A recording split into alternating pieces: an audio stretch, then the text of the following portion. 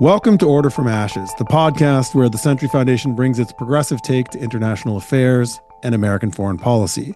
We're back after a long hiatus. You can expect to hear from us every week this winter as we sort through the messy new world order. I'm Thanassis, Cambanis, Director of Century International. Today I'm joined by my friend and colleague Zaid Al-Ali, who's a visiting fellow at Princeton School of Public and International Affairs, also a senior advisor at the International Institute for Democracy and Electoral Assistance. Zaid, welcome to the podcast. Thank you very much for having me, and Happy New Year. Happy New Year to you, too. We are here together because U.S. military intervention is back in the news with the second day of the year military intervention in Venezuela, which generated a lot of loose and easy talk about what American military occupations and nation building might look like. So I've been kind of astonished in the last few days at the casualness with which U.S. government officials and others have referred to America's history of nation building in Iraq as if it is a positive example of what American power can accomplish simply by dint of wishing or throwing some resources at it. So what I wanted to do today with Zaid, who's one of the foremost experts on Iraq and who has spent a lot of time in the last quarter century working with Iraq's actual post-occupation nation building and design of a new government, to remind our listeners what actually happened in Iraq in 2003 and its aftermath, and sort of go through a couple of big systemic questions, the questions of security, political order, and the oil industry there, what actually happened, what America's role there was, what the results were, as a refresher and a bit of a cautionary tale for those who think it might be really easy for America to get to generate improbable outcomes in faraway places. So, Zaid, welcome again. And I thought you could start by telling our listeners a little bit about what, just in terms of securing Iraq or not securing Iraq, what happened with the U.S. invasion in 2003, and how did or didn't safety result in the country? Okay, thanks very much. So, I mean, obviously, it goes without saying, and I'll just say this once at the start, that the two countries, Venezuela and Iraq, are totally different, right? And also the nature of the intervention, for now, seems to be totally different as well. I mean, what happened in Venezuela just the other day is totally different to what happened in Iraq in 2003. I mean, in Iraq in 2003, the United States sent in a huge army of people, like of soldiers, Marines, whatever, and physically removed the president, the regime, the government, the parliament, state institutions, and installed an American-run civilian authority to administer the country for a period of 1 or 2 years, after which then it established an interim government in Iraq that was totally controlled by the United States occupation at the time, right? And then it spearheaded a round of elections and a drafting of a constitution and so on and so forth, right? So there's hundreds of thousands of American troops in Baghdad, in surrounding areas around Baghdad, controlling events, right? So what we see for now in Venezuela looks to be completely different. Now, having said that, that's just important stage setting. Yeah, thanks. Yeah, just a quick introductory point. But on your point about security, so, I mean, things did not go well. I mean, for the initial period in Baghdad after the regime was removed and United States soldiers were firmly installed in Baghdad, things seemed relatively normal for a period of a few months. We're talking about a small number of months, right? So 2, 3, 4, 5 months. And very shortly thereafter, there was an uptick of attacks against U.S. military forces. So at first, during that initial period, there were military officers, like U.S. military personnel, that would go to the local market. They wouldn't have their helmets on, and they'd buy fruits and vegetables and that sort of thing, right? And mixing with the population. But that stopped very, very fast. And when it did, then they really retreated behind armored vehicles, and then they couldn't go out, and they retreated behind these huge walls that they erected around their bases, and they couldn't interact with the local population at all. And not only that, but those attacks against US military personnel were also being directed towards the Iraqi population. So there were two things happening at the same time. So one is that there were groups of people, often the same people, who were attacking US military personnel and also attacking Iraqis as well. Some would say for sectarian reasons because there were different parts from different religious groups. And other people would say that the reason why that was happening was just to destabilize the country so that whatever was happening in the country under this new American controlled authority would not be a success. So there were people who were just engaged in terrorist activity in the country, just to destabilize it, regardless of who it was that they were attacking, just to make it look like a disaster so that no one could turn around and say, wow, this American intervention was a success. And And some of the actors that were involved in that were neighboring actors, right? So most famously, the Syrian regime, right, was involved in making it easy for terrorists to flow to Iraq to make it so that they could destabilize the country. So go ahead. yeah, I mean, I was just going to say this foregrounds one of the really key points. I mean, when we talk about the problems that the U.S. invasion either created or catalyzed in Iraq after it invaded in March of 2003, we often, as shorthand, talk about like simple, lazy American ignorance, or Americans didn't know Arabic or didn't know the history of the country. But the dynamics that unfolded are even more complex and damning in the sense that Americans often look at the question of, let's say, what happened in Iraq from a purely solipsistic, self-referential American position, and of course, what happens in reality unfolds on multiple levels at the same time, right? There are Iraqis responding to America. There are Iraqis competing with each other for influence or control. There are neighboring countries who are both trying to have effects against the United States and effects in terms of their own influence within Iraq.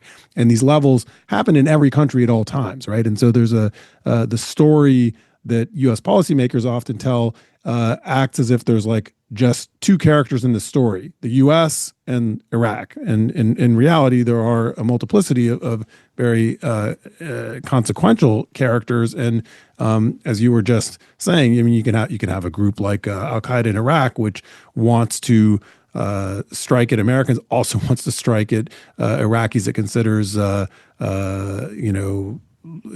less valid as human beings, and it's also trying to create a power base domestically. And these things all happen at the same time, and are going to be impossible, I think, for any single actor to control. Yeah, that's absolutely right. Yeah, and some of those actors would evolve, and individual members of some of those actors would shift from one group to another, et cetera, right? And there's a whole series of motivations. Some people around the world in countries as far away as Kazakhstan or Uzbekistan or Morocco or Tunisia would flow to Iraq because they just wanted to get into a fight. Others wanted to kill apostates or infidels, right? And others were motivated by Arab nationalism, all sorts of things. And then countries that felt that they were targeted. So, for example, Syria, there was a big concern in Damascus in 2003, 2004, 5, that they potentially could be next in the line of fire, had a big interest in destabilizing Iraq to make sure that the United States would get embroiled and confused and preoccupied and would feel a lot of pain in Iraq so that they would reconsider any action against other neighboring countries like Syria, potentially Iran, and others as well. And in the meantime, the US is also trying to build up Iraq's security forces, their new security forces, because one of the first things that the US does when it arrives in Baghdad in 2003 is that it dissolves the army, dissolves the police, and so on and so forth. So they have to build up this new military institution. And it takes a long, long time to get that off the ground for a whole variety of reasons. One of them is corruption, right? There's corruption in the new Iraqi state infrastructure. There's corruption in the American military infrastructure as well. There's ghost soldiers, which means that there are people who are being paid to be soldiers, but in fact, they don't exist. And other people are collecting their salaries, right? There's thousands and tens of thousands of people who are being paid theoretically salaries, but other people are collecting those salaries, and the people that are theoretically being paid don't actually exist. They only exist on paper, right?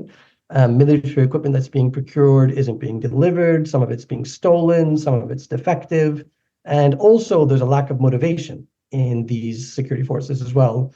They don't know what they're fighting for exactly. I mean, they've been invaded by the United States, and they're being propped up by United States occupation, and they're being attacked by people that they can't really identify. They don't really know who these people are. And a lot of the people who are now in these new Iraqi security forces, so in the military and in the police, don't really know why they're fighting. They're not properly motivated. And often they are not interested. They're not And willing to fight at all, and right? as a point of information, Zaid, I want to emphasize this because it really is kind of astonishing even now to think back to this. The U.S. actively dissolved all these institutions of state and security institutions within the first weeks or months of their Yeah, presence in Iraq, right? And yeah. and is it correct to say that decision was taken with almost no public debate or discussion about what would be the implications of taking a large, rich, populated state and just dissolving its entire security apparatus overnight? Yeah, so certainly no public consultation within Iraq. Okay, so that definitely did not happen. There's a lot of accounts from within the Bush administration at the time that suggests that there was some discussion within the Bush administration and that there were different opinions, and that ultimately a decision was taken by those American officials who were on the ground. So just to name names, apparently there would have been a difference of opinion between Colin Powell and Paul Bremer, apparently, and Don Rumsfeld as well. And Paul Bremer, being the American administrator in Baghdad, who was physically present in Baghdad, felt that the Iraqi army should be dissolved completely, right? And apparently there was a difference of opinion with other actors in the Bush administration, including apparently Colin Powell, who didn't feel as strongly and felt that it would be a mistake. Now, Colin Powell obviously, was a very senior person in the U.S. military, before he became a Bush administration official, right? So maybe that informed his opinion. And apparently, what we've heard, actually not apparently, this we know from his own personal account, is Paul Bremer felt very strongly that the pre-existing Iraqi military had to be dissolved because it was led by Sunni officers, and that the lower level soldiers were drawn from the Shia class. That was the theory. He didn't have any data to back that up. But the idea was that because of that structure, that there were Sunnis who were in charge and Shias who were following instructions, that would never work, that the Shias would no longer follow the instructions of Sunnis. I mean, and that, of course, is based on a really deeply flawed understanding of Iraqi society and how these institutions work. And of course, there's always going to be a lot of bad apples and Ba'athist officers that would have to be gotten rid of. But the idea that a Shia wouldn't follow a Sunni's instructions just because of religious differences is profoundly ignorant and not borne out by the facts at all, and was really a fundamental mistake, right? And if that's the basis on which you're going to take decisions, then you really have to re-examine your thinking. There's some serious problems in that line of reasoning. Right. I mean, the cautionary lessons that I would pull out from that is, it's not a language problem, right? The U.S. misunderstanding of Iraq wasn't based on Americans not speaking Arabic. It was based on Americans not understanding Iraqis as human actors who operate with the same complexity and set of motivations as any human actors in any other state.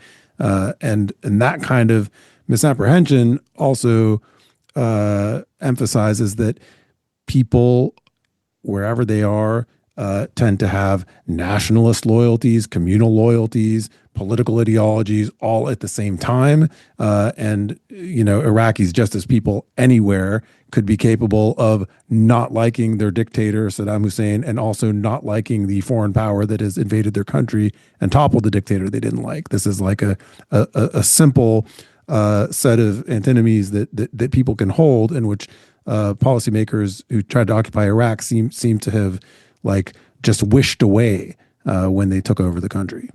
Yeah, absolutely. And then the other element of that as well is very bad advice that they were getting from Iraqis and others as well. So I'm not trying to absolve the Bush administration of blame. And I've been very critical in things I've written in the past of the decisions that they took. And ultimately, they're responsible for whatever decisions they take, regardless of what it's based on, right? But the fact remains that they did get very bad advice, that there were Iraqi dissidents who were living outside the country, who were whispering in their ears saying, you're going to be welcomed as liberators. Iraqis will love you, and you'll be, you'll be showered with flowers and all that sort of stuff, right? And also that Iraqis hate each other and that they're sectarian and that Sunnis and Shias have never gotten along and that there's 1,000 year sectarian hatred and so on and so forth. But that was all advice that they were getting from people who were motivated by all sorts of different reasons, many of whom actually were sectarian themselves, right? So, they left the country because they couldn't bear the situation that they were living in. The Ba'athist regime was horrible, but some of them were also just, profoundly racist and not necessarily good people. And they found themselves afterwards in the halls of the White House giving advice to the Bush administration. And the Bush administration listened to what it was that they wanted to listen to. And they heard the lessons that they felt made sense to them, right? Not necessarily looking to see whether or not that actually was borne out by the facts on the ground, right? And if you were to look at Iraqi history over a period of hundreds of years or 1,000 years, you would see that none of that made any sense, right? That, of course, like any society, there are bigots in Iraq, right? And there are racists and so on and so forth, right? But by and large, Iraqi society doesn't function that way. It hasn't functioned that way in the past, and it doesn't function that way today, despite all the problems that we've lived through. So that bad advice is also part of the picture, and it needs to be taken into account as well. So let's shift the perspective a little bit to asking about the civil wars that followed the U.S. invasion and the internal and regional power struggle for Iraq that arguably continues to this day.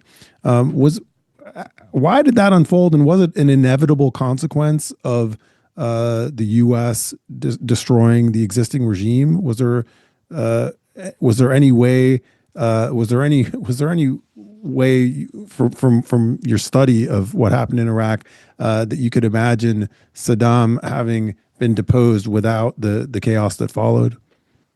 Yeah, no, it definitely was not inevitable. I mean, it seemed that basically the decisions that the Bush administration took at the time created a perfect storm that allowed for this civil war or these series of conflicts that took place in Iraq to evolve in the way that they did. So on the one hand, for example, we've already mentioned the decision to dissolve Iraq security forces, right? Instead of trying to operate a fix and reform and removing bad apples and investigating people and so on and so forth, this removing it completely and trying to rebuild a new security structure based on very weak foundations. That created very obviously a huge security vacuum, right? And it made it much easier for actors from within Iraq and people coming from outside of Iraq to operate with impunity, to travel around the country, to buy up weapons, to start carrying out attacks. And the only people who were securing the country, or almost the only people who were securing the country at the time, was the U.S. military. And the U.S. military wasn't willing to put the numbers of people on the ground that would have made a sufficient amount of difference. The calculations at the time was that they should have kept more than 500,000 U.S. soldiers on the ground in order to keep the peace completely. But there was no desire to do so in DC. So the numbers were actually much, much lower. And even if they had that number of people, of course, their language capacity was very, very low. So their capacity to gather information and interrogate people, so forth, was really, really low, right? So the security vacuum was a big, big mistake.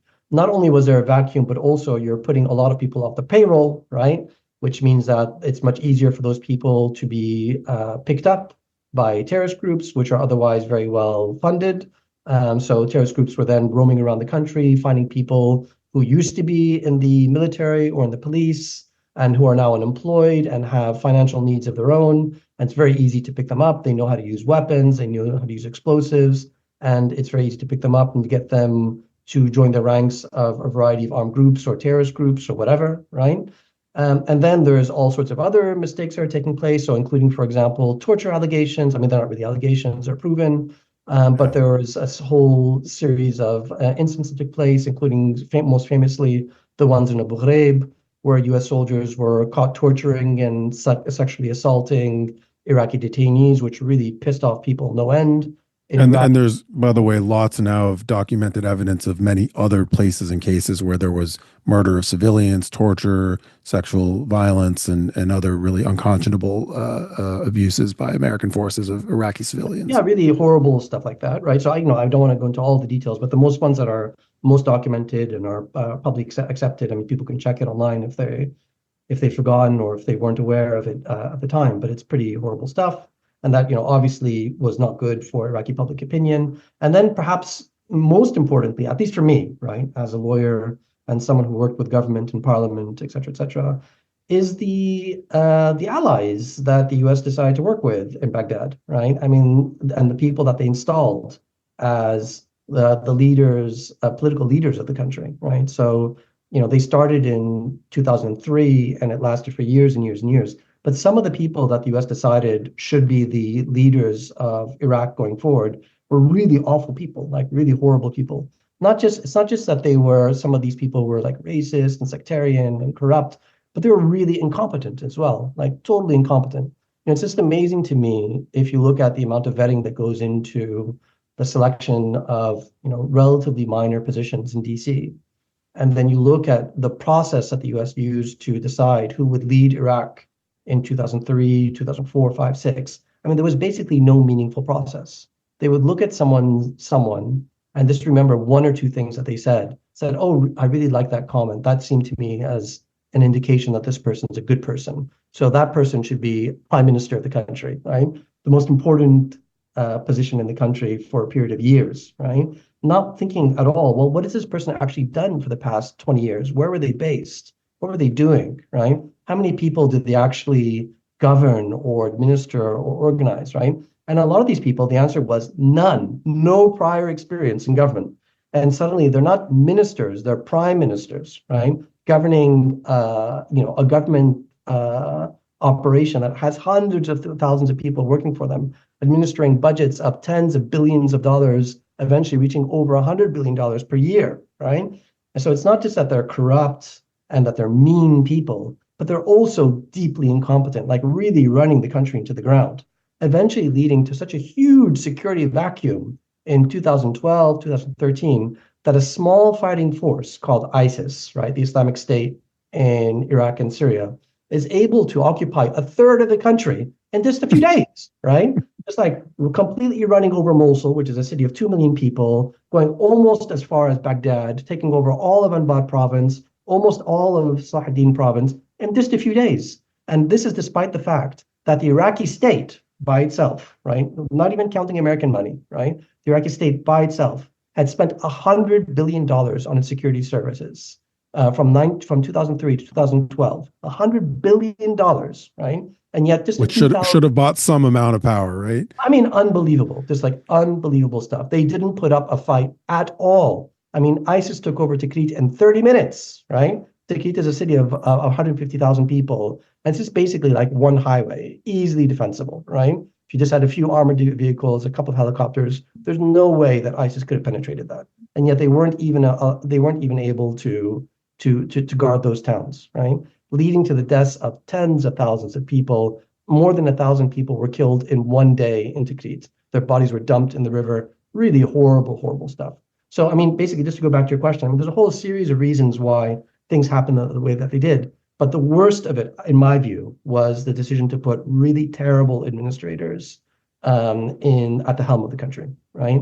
And that was really basically like an American Bush administration decision. It was wishful thinking, deluded, I don't know what it is that you want to call it, but the way in which they took their decisions and the people that they identified to lead the country were just basically the worst of society. They could not have chosen worse people. I'm Thanassis, Cambanis, director of Century International. I'm talking today with Zaid Al-Ali, a scholar of Iraq with affiliations at Princeton University and International IDEA. We're talking about what actually happened in Iraq in 2003 and its aftermath, in the hopes that people who are looking at what America's doing in Venezuela today will think hard about the last time the U.S. tried to change the government in a petro state and make it into a loyal U.S. ally with disastrous consequences. Zaid, as you were talking a minute ago, I had two thoughts about the sort of structural implications of this, right? So you were saying it's shocking and astonishing how low quality the people the U.S. installed in power were, and what I wonder is, one, is that the byproduct of of the structural incentive being that loyalty to the foreign power is the only criterion for putting people in charge. So in other words, you're not looking for the best oil minister or the best prime minister or the best education minister. You're looking for someone who the U.S. can trust to be a loyal ally to the U.S. Right. So sort of the wrong criteria. And the other question that comes to mind isn't this just an impossibility of colonialism? Isn't this why colonialism doesn't work? Because if you are not sort of part of the national set of interests, you simply don't share. You're not trying to make the country good at whatever you're trying to run. You are trying to make the country a functional vassal, or whatever the sort of colonial relationship is. And that is why colonialism failed, whether it was the British or the Germans or the Vietnamese or whoever trying to do it. It just doesn't work. Yeah, I think there's a few things there. So the first is, so on the issue of criteria, I'm not sure what they were thinking. I can't get into the minds of people like Donald Rumsfeld and George W. Bush, and what was motivating them, and how they decided who should administer the country, right? I don't know what they were thinking, but what I do know is that many Iraqis self-excluded, right? So that actually made it difficult for them. So by the mere fact that the United States invaded the country based on false premises, by the way, which is important. So the fact that the United States said that they were invading the country and that they would occupy because of weapons of mass destruction, that turned out to be wrong, right? Turned out to be completely wrong, that there were no weapons of mass destruction. That made a lot of people in Iraq, a lot of Iraqis, consider that the whole operation was based on a series of untruths, right? And it made them very, very reluctant, or it actually made it so that many Iraqis refused to participate in the occupation. They said that obviously these people are not properly motivated. They were dishonest about the motivations. There are no weapons of mass destruction, right? We can't trust them. I will not participate in government, right? Many people did, but many people did not. Others continued working in government. They were already in government anyway. They kept their head down. They tried to make the best of the situation, but without trying to be too apparent, right? Or being in a politically sensitive position. But many, many people self-excluded. And that made it even more difficult for the United States, which is that when all that's left are people that are willing to accept like the morally flawed argument or the morally flawed premise for the occupation, then it creates problems immediately. That, these are the only people who are willing to do it, which means that they themselves are morally flawed, right? So it may also be the case that there was no one else that was willing to take up, right? That, in the circumstances, because of the way in which the war happened and the way in which the occupation took place and the basis on which it took place, that the only people who were willing to ally themselves at a very senior political level were people who they themselves were morally flawed. That made it much more difficult, but also it's an inevitable consequence, in my view, of the way in which things happened, the way in which the country came to be occupied. That's one. The second issue relates to whether or not this type of operation. I mean, you called it colonialism. No, I'm not sure if that's the right term exactly, because in my understanding, colonialism means that you're out to colonize, which means it's not just that you want to control the country, but you actually want to send people to live there, right, in place of others. I may be misunderstanding the term. No, that's probably a good point. I mean, we should, colonialism gets thrown around as an adjective. We should think maybe in terms of control. Yeah, control. Yeah, certainly control. And there was definitely a desire to control the oil industry, or to, have a lot of influence in Iraq's oil industry, right? So, I mean, that was definitely a motivating factor, and that's something that we heard a lot about. There was definitely a desire to control or be heavily influential in Iraq's economy as well, which is considered to be like an untapped resource. But I don't think there was any desire to throw Iraqis out of their homes and to send Americans to live in their homes instead of them, right? I don't think that was ever like a meaningful desire, and I don't think they can. I don't think there's any way that anyone would have accepted that type of operation. But anyway, but in terms of Iraq's economy, so I mean, Iraq obviously had an interest in increasing its oil output, right? And I think the United States obviously shared that share that desire as well. But it becomes extremely difficult when you're putting yourself in a situation where your motivations are being questioned, your soldiers are on the ground torturing people, and the premise on which you've occupied the country turns out to be wrong, the weapons of mass destruction, and you're attracting thousands, tens of thousands of international jihadists to the country, who are just willing to get into a fight and want to attack you for a whole series of reasons. So there's this joint interest to improve the oil industry, or to get oil industry to the oil output to increase. But it's such an easy target because pipelines are really long, and they're easily attacked, and you just have to attack it at any point in order to interrupt the flow of oil, that the oil output actually dips for a period, right? It doesn't increase. So it becomes extremely difficult in that set of circumstances. And then the other factor as well is that, as you say, you're not properly motivated. If you're an American administrator in a foreign country, so in Iraq, just to be very specific, you can't be properly motivated because you're not connected to Iraqi society, right? So an American in the United States is connected to American society, right? And what it means is that, you have neighbors, you have friends, you have friends from college who have concerns. You're reading the news, they're calling you, you're having Thanksgiving meals with people, and they're telling you about their concerns, and you're taking into consideration while you're formulating policy and while you're implementing policy, right? Whereas a foreign military occupation in a country like Iraq is totally disconnected from Iraqi society, right? Totally disconnected. They don't speak the same language. And also, even if they did, it doesn't matter because you're operating the country from within the green zone. You're behind armed walls. You're not interacting at all with Iraqi society, right? And so what it means is that when people are unemployed, they have concerns, they don't have electricity, they have trouble going to school, the hospitals aren't working, you're basically just not hearing it, right? It's not reaching you in the same way. It doesn't affect you, certainly, even if you know about it. It's not It affecting also your doesn't affect family in you. your future. Absolutely, right? So one of the first decisions that's taken by the US occupation when they arrive in Iraq is to reduce customs and duties at the border, right? To a flat rate of 2.5%, right? On all imports, right? Everything, right? So any type of import, it's reduced to 2.5%. And that has a devastating impact on Iraq's agricultural sector because Iraq is surrounded by countries that have heavily subsidized agricultural sectors, right? So Syria, Iran, Turkey, and so on and so forth. So suddenly Iraq's market is flooded with foreign imports. And Iraqi potatoes, Iraqi fruits in Baghdad are suddenly more expensive than imported Syrian, Turkish, and Iranian imports, right?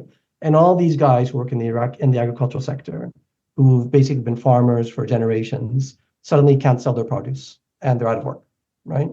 And what that means automatically is that they abandon their fields, right? And what it means is that they're no longer tilling. So the fields that otherwise would have been agricultural fields are now being left to dry under the really baking sun. They're not extracting water from the rivers anymore in order to feed their fields. So they become extremely dry. And then there's a lot of military activity in those fields as well, because there are insurgents who are hiding there, right? Then the military vehicles run over those fields, crushing the topsoil, turning all that stuff to dust, right? Which leads to an incredible increase in dust storms in the country, right? All that is happening. So huge increase in unemployment, huge increase in discontent. Iraq's environment is being destroyed as well at the same time. All that because American administrators just figured that it would be a neat idea to have one flat rate for customs and duties, right? It was just like a really crazy decision that we're still paying the price for, right? It's now 20 years later, and we're still paying the price for that decision. So dust storms are still extremely high, and it's really difficult to get people to go back to the fields after they've abandoned them. So there's a big need for manual labor in agriculture in Iraq, and we just can't fill those needs at all, right? And so you have all these fields that have been tended to for hundreds, if not thousands of years, that are abandoned. And instead of tending to our own fields in Iraq and reinvigorating our agricultural sector, we're still importing basically like garbage from surrounding countries in the region, right? All that because of really misguided decisions that were taken by occupation authorities very early on. So, and we've heard some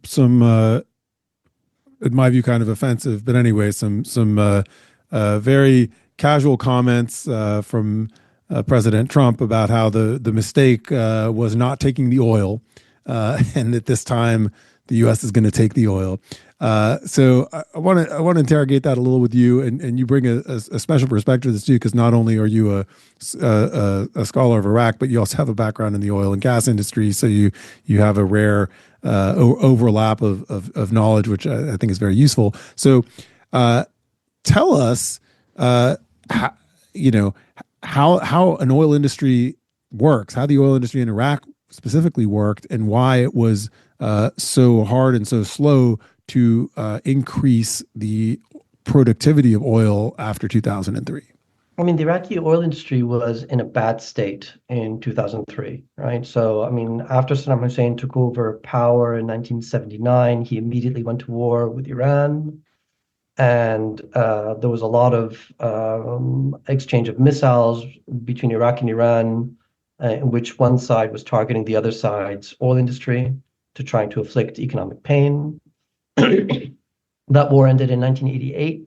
And then shortly thereafter, just 2, 3 years later, Iraq invaded Kuwait. And that led to a huge international coalition that engaged in a massive bombing campaign against Iraq, also damaging the oil industry again. Iraqi oil engineers afterwards did their best to patch it up in 1991 and to get it functioning again, but they weren't allowed to import basic materials freely in order to repair it fully.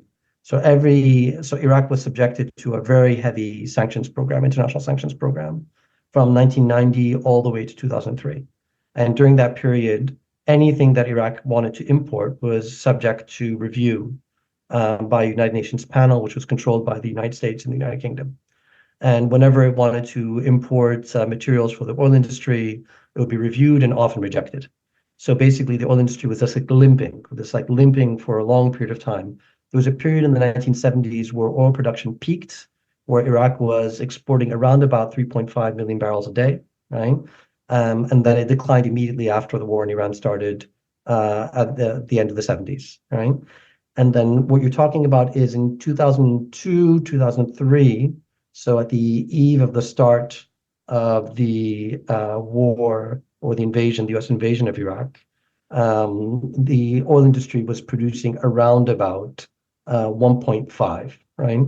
So it's like much, much less than its peak 30, 40 years before, okay? And what you're talking about is a period of neglect, but also active sabotage, bombing by international powers and regional powers for a period of decades as well, right? So it's neglect, it's inability to repair, it's lack of access to spare parts, it's damage that's inflicted by attacks and missiles and so on and so forth, but also people fleeing the country, expertise that are fleeing the country. You can sort of imagine an Iraqi engineering expert or oil expert who's been working at the forefront of his country's oil industry, suddenly being paid because of the embargo, almost nothing per month. There's no money. And also all the work is just being destroyed. They get opportunities to work in the Gulf or elsewhere. A lot of people are just leaving, not willing to stay. So there's also a dearth of expertise as well in the country. Okay. Then suddenly it's 2003, right? And the United States invades, and everyone says, okay, well, we've turned the page, and now let's all work together. Open the spigot. Yeah, that's right, right? And let's all turn the page and work together to reinvigorate Iraq's oil industry, right? And there's a big call. Everyone in the diaspora who has expertise and so on and so forth, all come back to Baghdad and contribute to your country's future, right? And we're going to start importing and repairing and all this type of stuff, right? So the first problem is that no one comes back, right? Because no one who is now in Canada or in Texas or Arizona or in the Gulf who's now being paid $10,000, $15,000 a month is going to just abandon that right away after just a few weeks of occupation based on some whim or based on the hope that things are going to stabilize. Everyone's looking carefully, right? But they want some type of firm guarantee, or at least a secure basis of knowledge that things are actually going to progress well. But within a very short period of time, as we've already said, attacks are taking place. There's acts of terrorism, huge explosions, sabotage against the oil industry. So people in the diaspora around the world who are working in the oil industry everywhere, all around, can see that this is not heading in the right direction. So no one goes back, or tiny numbers of people go back, like tiny, tiny numbers. So this huge reservoir of expertise isn't tapped into, right? And you're just basically left with people who are still there, who've been struggling for a period of decades and are really demotivated, right? Okay, so that's one problem. Then the other problem is that you're importing now, you're able to repair and so on and so forth, right? But there's continued active sabotage. It's an easy target. It's really easy to target the oil industry. You just need to attack a pipeline anywhere along the route, or attack a highway to make trucking difficult. Then you're interrupting the whole operation. It's really easy to negatively impact or to interrupt the flow of oil, right? That's the second problem. Then the third is, once again, is ideological preferences. So Iraq had, back in the 1970s, fully nationalized its oil industry. And they had all these nationally owned oil companies that were extracting oil from the ground, that were refining oil, that were trucking it, piping it, and then exporting it, marketing it, selling it, and then recovering the proceeds, and then distributing it to different ministries, doing everything along national lines. Okay. Now, when the U.S. military arrives in 2003, they don't see that that's the way to do things at all, right? Their view is that this should be completely privatized. We shouldn't have all these different oil companies that are nationally owned. So the Iraqi oil industry goes into a period of flux, right? When we say that we're going to open it up to private investment, okay? So what that requires also is to rejig, reconfigure the Iraqi oil industry based on new legislation. It takes time to draft that. Much of it still today, 20 years later, has not been adopted, right? So even the legal framework is not fully framed just yet, or not fully formed just yet, right? And then you have to also then invite these foreign companies to come into the country in order to start building up and investing and creating infrastructure, taking over infrastructure in some cases, okay? And it's hard to get them to come into the country as well, because they can read the news too, and they can see that there are attacks taking place, and that's a violent country, and that and that they're being targeted, et cetera, et cetera. So it's hard to motivate people to go there. And then the Iraqi state as well, as I mentioned before, incompetently run. So in many cases also, just at a really basic level, it takes a year or sometimes more to even process a visa for a foreign worker, right? So that they can come into the country and start working as well, right? There's a whole endless series of problems that's making it really difficult to get things off the ground, right? So it takes basically the country all the way till around about, let's see, I think 2015. So it's 12 years after the occupation starts to actually get up to the same levels that they were at in the 1970s, right? So it takes around about 12 years of work, struggle, huge investments in money, capital, human investments as well, right? To get up to the levels that they were at 50 years earlier, right? Really, really painful stuff. And Zaid, I mean, this is, I think, incredibly relevant for the way people in the U.S. are talking about the Venezuelan oil industry, but that's not the subject of your expertise or mine right now. One thing I remember is that U.S. companies did not want to come into Iraq. So even with the U.S. military, hundreds of thousands of troops in Iraq and a U.S. occupation in place, the oil giants, the super majors in the U.S. had no interest in investing. And I think to this day, only Chevron is a major presence in the U.S., and that's with a lot of pressure from the U.S. government to get it involved. Why is that? Why did the U.S. companies not want to be there? And who ended up being the companies that got the windfall of Iraq's oil industry? I mean, it's risk benefit analysis, right? I mean, they looked at the risk that was involved in the oil industry, right? And they looked at the potential benefit, and they figured that it just wasn't worth the effort for them, right? Because these are billion-dollar projects that take decades sometimes to repay their investment. Absolutely, yeah, absolutely, yeah. And in the end, basically, these contracts went to some majors from other countries. So, for example, Total, which is a huge French oil company, was active in Iraq. But there's also a lot of mid-size and smaller companies that started moving into the country as well. So some Malaysian companies, right, for example, Ukrainian companies moved in. There's a whole series of smaller companies that moved in just for lack of better options, right? And Chinese companies, no, And weren't. Chinese companies moved in too. Yeah, definitely. Yeah.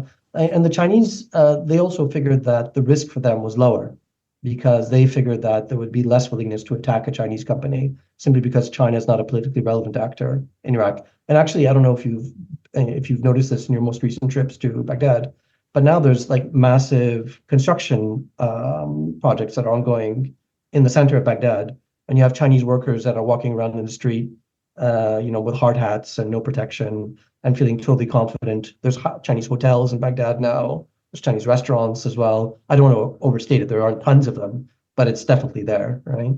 And they're very, very apparent, right? So, and they figure that as Chinese workers, they're just not at risk, so they're willing to go to Baghdad in ways that Westerners are not willing to do so.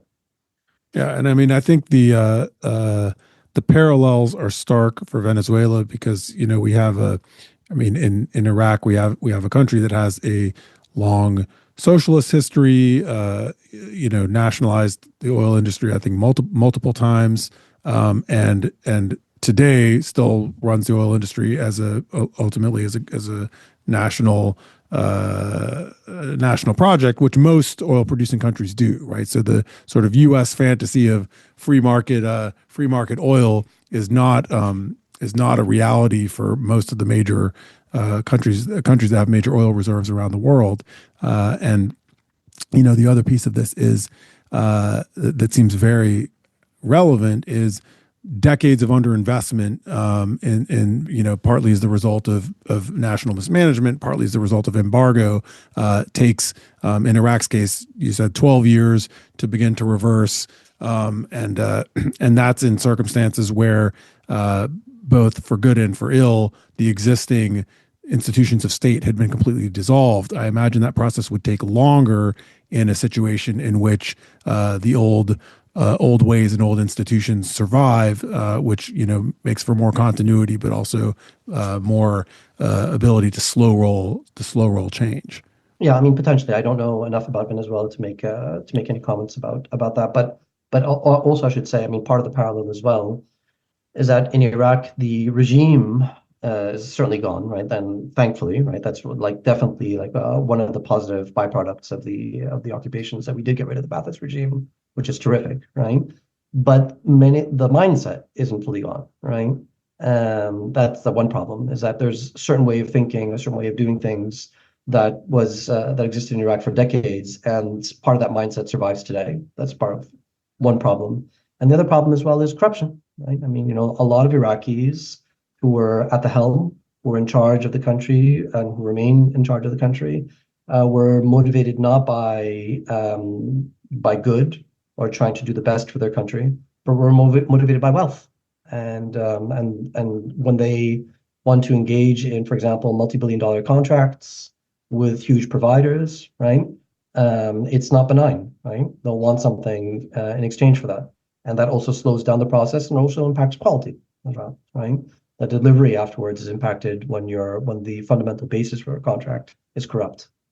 I mean, for me, one of the big lessons of the decades I've spent first living in Iraq full time and then working in the country as a researcher to this day is, there was an unbelievable kind of racist hubris on the part of not just Americans, especially Americans, but a lot of the foreigners who somehow imagined that this place didn't operate under the same kind of political economy constraints of any other place in the world. So if you were talking about the U.S. and you said, "Oh, I'm going to remake our political economy overnight," I mean, I guess in some ways Trump has tried to do that with things like trade in the U.S. and it doesn't work. You can't change huge systemic political economy questions overnight in any way. They're like states and populations and economies are huge things that are the they're the agglomerated outcome of many people doing many things for which there's a huge amount of continuity. So Iraq, it's a real political economy. It's a real place. The people who live there and do things for good and for ill, like you were saying with corruption, like there's no scenario in which you can have a blank slate society anywhere. Even if you're willing to do really horrible things like commit massive war crimes and kill a lot of innocent people and disrupt, in a nihilistic way, all kinds of institutions, even in that condition, right? Because the Iraq experiment was, a bunch of people in their 20s came in and remade the laws of this real country in fantastical, really irresponsible ways. I mean, you mentioned the 2.5% import tariff, and we have examples. I mean, Rajiv Chandrasekharan's book, Imperial Life in the Emerald City, goes through all the many really crazy and irresponsible ways in which people, as sort of thought experiments, hey, let's see if this happens, what happens. And what happened was one of two things. Either things were really screwed up and didn't work, or things just continue to operate the way they had before, because that's how political economies are resilient. And to me, that's one of the biggest lessons, is that people, especially in the West, but I think in general, in sort of powerful states that feel like they can sort of have their way, are willing time and again to discount the power of societies to continue to operate as societies in their just the way they want to be. Yeah, I mean, I agree that it's a huge challenge. You mentioned the book Imperial Life in the Emerald City. There's also another book called We Meant Well by Peter Van Buren, which I'd also recommend, which has some really great stories as well. And one of the most incredible stories that comes from those accounts was the attempt to recreate Iraq's stock market, right? Yes, I remember that. Which was led by apparently this 24-year-old guy who had no prior work experience. And, apparently, worked for a few months or a couple of years, and this all fell apart. And they went back to operating using a chalkboard and chalk after having spent who knows how much money, American money, right? But there's lots of stories also in Van Buren's book about that sort of thing. It's pretty nuts. But I mean, everyone's assumption should be that a country like Iraq, is its own society, but also that Iraqis are normal people just like all others, right? And that given enough space, that they'll have the same needs and same instincts and same desires as others, right? And that just like any other place, there's good people and bad people in Iraq. And you can see that actually currently, because Iraq today, we're talking about 2026, is now much more stable than it was before. I mean, Baghdad's a safe city. You know that, right? You've been there a lot recently.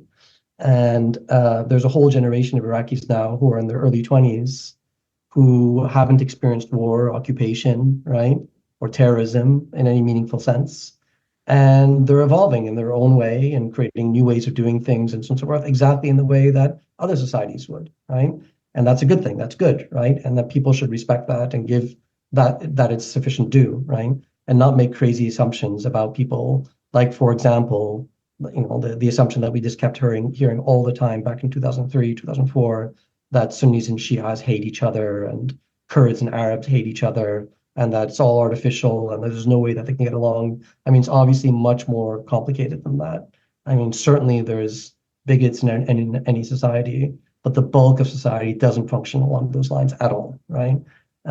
Just look at the numbers of intermarriages and so on and so forth. It's just like completely different. Or look also at, ISIS when it invaded Iraq in 2014 and took over Sunni parts of the country, right? So, for example, Tikrit, which is where my father was from, right? Tikrit is 100% Sunni, and the population fled immediately when ISIS was taken over. Where did they go? Did they go to ISIS-controlled territory because they were Sunnis, right? Did they go to Raqqa in Syria because that was like the capital of the Islamic State? They all went to either Kurdistan, which is a Kurdish part of the country, or Baghdad, which is a majority Shia part of the country, right? And why do they do that? Because fundamentally, they're Iraqis, and those are the parts of the country Right. that they gave lie to the sectarian narrative in right? horrible circumstances. But the thing is that, and this goes to the point that you're making, is that shouldn't be a surprise, right? It should not be a surprise that that's how a society functions, right? I mean, if you were up to apply that same way of thinking, the sectarian way of thinking to the United States, then you would say immediately that Black people and white people could never get along, right? There's no interaction. They hate each other. A Black person would never follow a white person's instructions in the military. I mean, that's crazy talk, right? That's not how society works. Certainly some wouldn't, right? But I mean, that's just not the rule, right? And that's not the rule for Iraq, and it won't be the rule for other places either, right? Anyway, I don't want to pontificate about it too long, but the good thing, actually, just to end on a positive note, is Iraqi society is moving along, right? And that's a much safer place today than it was 20 years ago. But it has been 22 years, right? It's been a long time. And a question that we always ask ourselves every day is, was it worth it? And the answer to that question is that it's deeply personal. It'll depend on who you are and how much you suffered personally.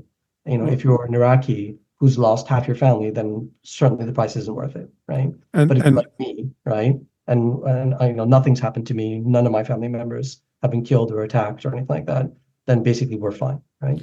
And we want to take a minute, as you were starting to do there, to remember the huge human cost of these follies. I mean, hundreds of thousands of people were killed. The Lancet estimates millions of excess deaths since 2003 as a result of the U.S. invasion. So when we're, weighing the long-term positive outcomes in terms of governance and prosperity and even representation in Iraq today, we have to remember that it came at the cost of all this. And, I don't think either, I think both of us share a horror at how Saddam Hussein governed Iraq, and we can hold that at the same time as we are horrified by the costs of what, the avoidable costs of America's regime change folly in Iraq after 2003. Yeah. We don't even know how many people were killed. We don't know how many people were displaced. I mean, millions of people were displaced. We lost our ability to count as a society, right?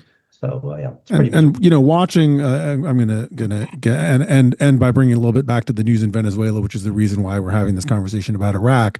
As I've been following the news in the last week, I'm struck on the one hand by the laziness of a lot of the formulations I hear from American officials, about taking the oil, running the country as if it's something easy to do. And at the same time, I wonder if some of these lessons that we're talking about have been subtly internalized. And that's why the U.S. was willing to have a very quick invasion, seize this leader, but then actually not leave any American soldiers on the ground. Maybe they somehow realize they actually can't do regime change, which is why they want to talk as if they are invading and occupying Venezuela, but in reality they're not yet, right? So far the military intervention has been limited mercifully in a way that the 2003 invasion of Iraq was not. And I wonder if we're just in a calm before the storm, and we're soon going to see like a just horrifying series of avoidable disasters unfold, or whether on some level, despite all the really dehumanizing or lazy rhetoric, that there is an understanding in Washington that the United States simply can't dictate reality in major wealthy countries full of resources and people and people with guns, and that they can't just have their way with these places. Yeah, I mean, I'm not going to comment on current U.S. policy, but certainly, I think at this stage, I mean, I'm very confused as to what the future holds. Zaid, thank you so much for taking your time to share your expertise in what happened with Iraq. I've been talking to Zaid Al-Ali, a fellow at Princeton University School of Public and International Affairs, and also a senior advisor to International IDEA. I'm Thanassis, Cambanis, director of Century International, and this is Order from Ashes, the Century Foundation's podcast on international affairs and U.S. foreign policy. Thanks for listening, and we'll be with you again next week.